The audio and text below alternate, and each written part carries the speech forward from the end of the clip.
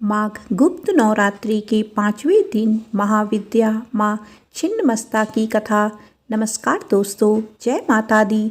आप सभी पर माँ भगवती की कृपा सदा सर्वदा बनी रहे। आज माँ गुप्त नवरात्रि का 5वां दिन है। गुप्त नवरात्रि के 5वें दिन महाविद्या छिन्नमस्ता की पूजा करने का नियम है। तंत्र शास्त्र में महाविद्या छिन्नमस्ता की उपासना करने से समाज में मान सम्मान प्रसिद्धि मिलती है। पूर्वी भारत जैसे पश्चिम बंगाल, झारखंड और उत्तर प्रदेश के अलावा नेपाल आदि देशों में इसकी विशेष पूजा की जाती है।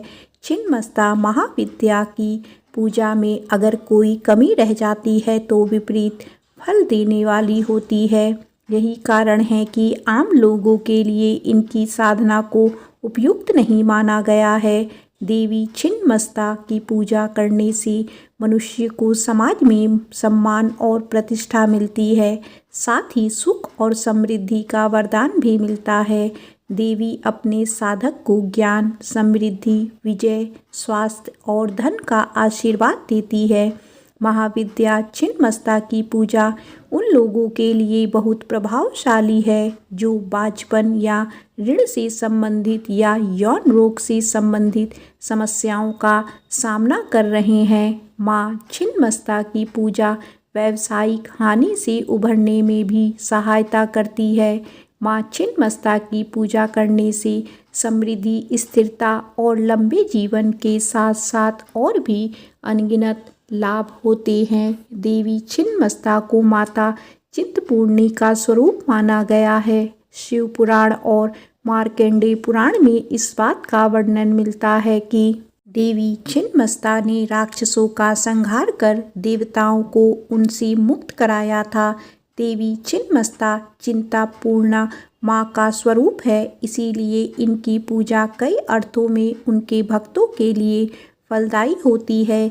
चिंता को हर कर देवी अपने भक्तों के सभी संकटों को भी दूर करती है, साथ ही सभी प्रकार की सिद्धियां भी प्रदान करती है।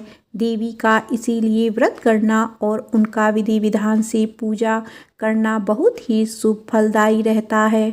माँ छिन्नमस्ता अपने गले में हड्डियों की माला धारण करती है। देवी छिन्नमस्ता की नाभि में योनि चक्र पाया जाता है। देवी की आराधना गुप्त नवरात्रि के अलावा दीपावली के दिन भी करना बहुत शुभ माना जाता है। इनकी पूजा शुक्रवार के दिन भी की जाती है। आइए सुनते हैं माँ छिन्नमस्ता की कथा। एक बार देवी पार्वती हिमालय भ्रमण कर रही थी।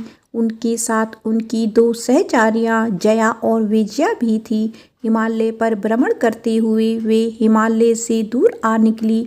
मार्ग में सुंदर मंदाकिनी नदी कल कल करती हुई बह रही थी, जिसका साफ स्वच्छ जल दिखने पर देवी पार्वती के मन में स्नान की इच्छा हुई। उन्होंने जया और विजया को अपनी मनसा के बारे में अवगत कराया।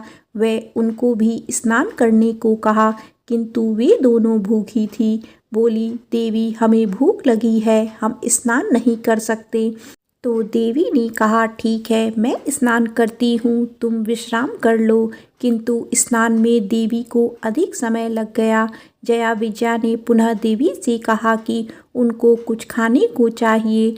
देवी स्नान करती हुई बोली, कुछ देर में बाहर आकर तुम्हें कुछ खाने को दूंगी। लेकिन थोड़ी ही देर में जया विजया ने फिर से खाने को कुछ मांगा। इस पर देवी नदी से बाहर आ गई और अपने हाथों में उन्होंने एक दिव्य खड्ग प्रकट किया और उस खड्ग में उन्होंने अपना सर काट लिया। देवी के कटे गले से रुधिर की धारा बहने लगी। 3 प्रमुख धाराएं ऊपर उठती हुई भूमि की ओर आई तो देवी ने कहा, जया विजया, तुम दोनों मेरे रक्त से अपनी भूख मिटा लो। ऐसा कहते ही दोनों देवियां पार्वती जी का रुधिर पान करने लगी।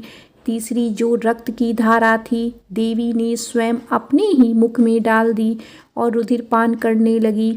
देवी के ऐसे रूप को देखकर देवताओं में त्राहि त्राहि मच गई। देवताओं ने देवी को प्रचंड चंड चंडिका कहकर संबोधित किया। ऋषियों ने कटे हुए सर के कारण देवी का नाम छिन्नमस्ता तब भगवान शिव ने कबंध शिव का रूप बनाकर देवी को शांत किया। शिव जी के आग्रह पर पुनः देवी ने सौम्य रूप बनाया।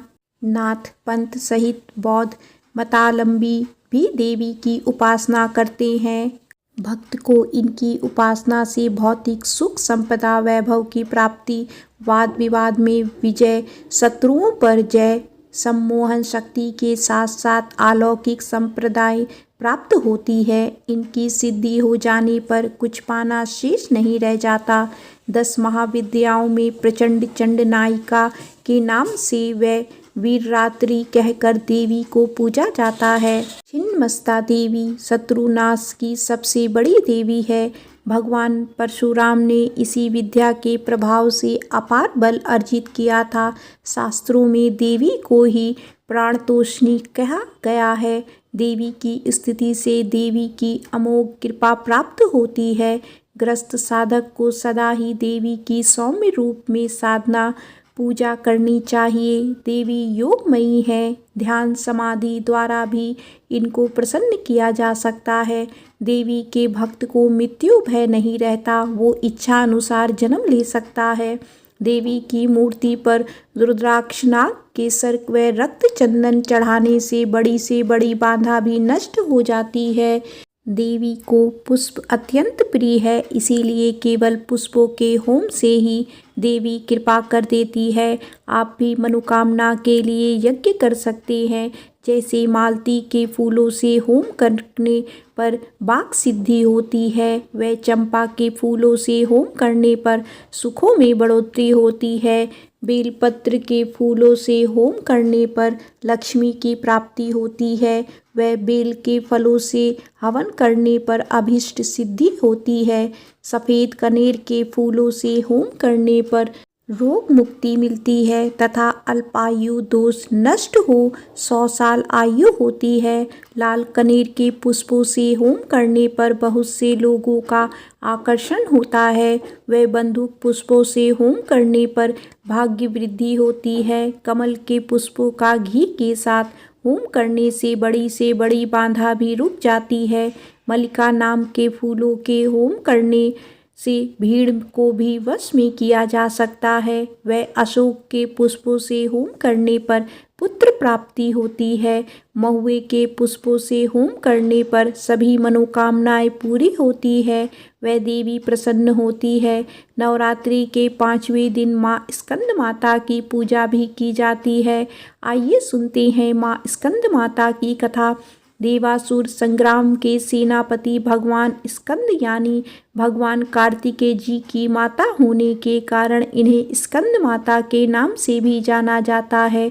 यह देवी शक्ति और सुख का एहसास कराती है। स्कंद माता सूर्यमंडल की अधिष्ठात्री देवी है, इसी कारण इनके चेहरे पर तेज विद्यमान है। इनका वर्ण शुभ है। भगवान स्कंद को बाल रूप में गोद में बिठाए हुए यह देवी वात्सल्य से ओतप्रोत है। माँ की उपासना के साथ ही भगवान स्कंद की उपासना स्वयं ही पूर्ण हो जाती है, क्योंकि भगवान बाल स्वरूप में सदा ही अपनी माँ की गोद में विराजते रहते हैं। भव सागर के दुखों से मुक्ति पाने के लिए इससे दूसरा सुलभ साधक कोई नहीं है। स्कंद माता कमल के आसन पर विराजमान रहती हैं, इसीलिए इन्हें पद्मासन देवी भी कहा जाता है। इनका वाहन भी सिंह है। इन्हें कल्याणकारी शक्ति की अधिष्ठात्री भी कहा जाता है।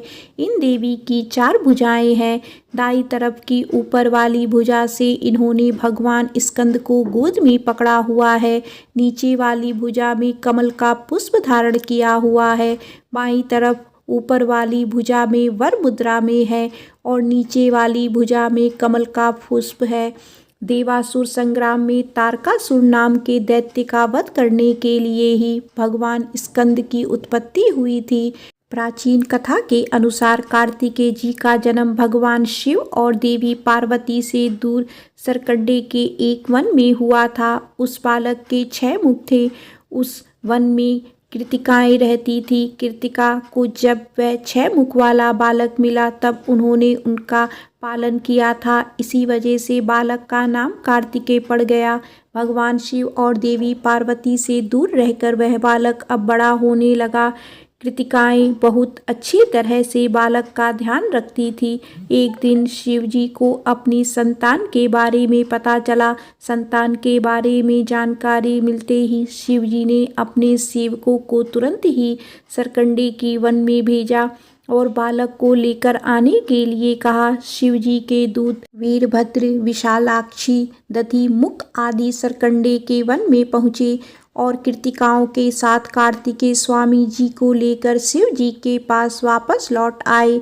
कार्तिकेय जी कैलाश पर पहुँचे तो सभी बहुत प्रसन्न हुए। शिव जी और देवी पार्वती ने बालक को गले से लगाया और उन्हें बताया कि तुम हमारी संतान हो। शिव जी और पार्वती जी ने कार्तिकों को परिवार का महत्व समझाया और समाज की भलाई के लिए काम करने की सीख दी।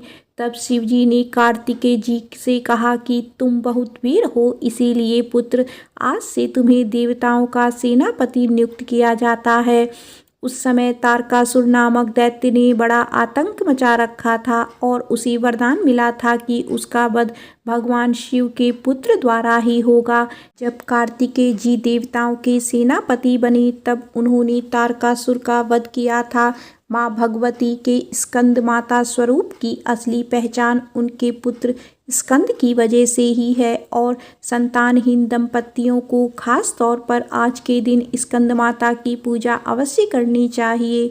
स्कंद माता की कृपा से संतानहीन को संतान सुख मिल सकता है और संतान से जुड़ी समस्याएं भी दूर हो जाती हैं। प्रेम से बोलो स्कंद माता की जय।